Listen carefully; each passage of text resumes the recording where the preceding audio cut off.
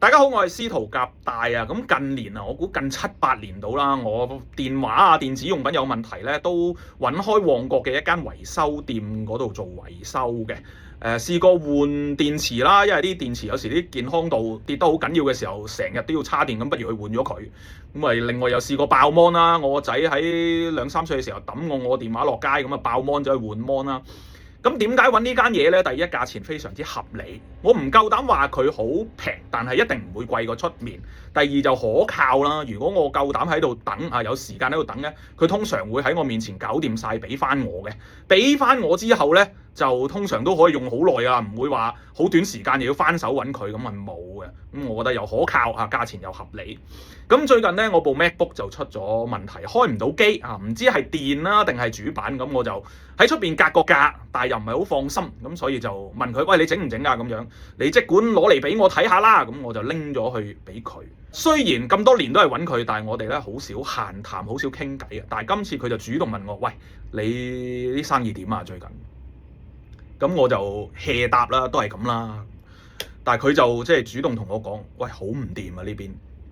我開咗10年，第一次入不敷支。哇！入不敷支喎，佢自己係老闆，佢唔出自己份人工都要交租啊！入不敷支真係好嚴重，唔知咩原因啦。佢話啲行家都係咁樣啊，我都覺得奇怪嘅。乜整電話都有淡季旺季會生意跌嘅咩？係咁就係咁噶啦。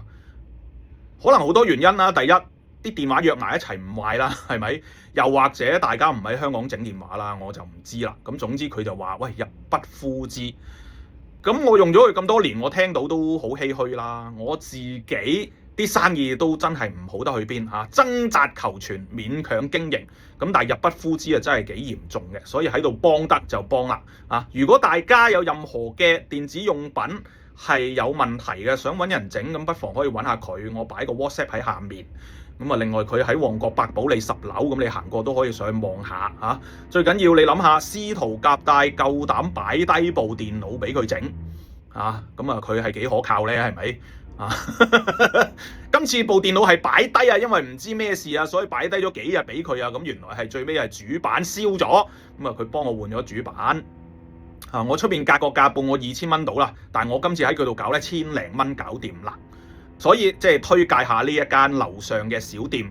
另外其他營商嘅朋友都唔會好得去邊噶啦。咁啊喺度希望大家掙扎求存啊！希望大家都可以留到最後，唔死嘅當贏啦，互勉之啊！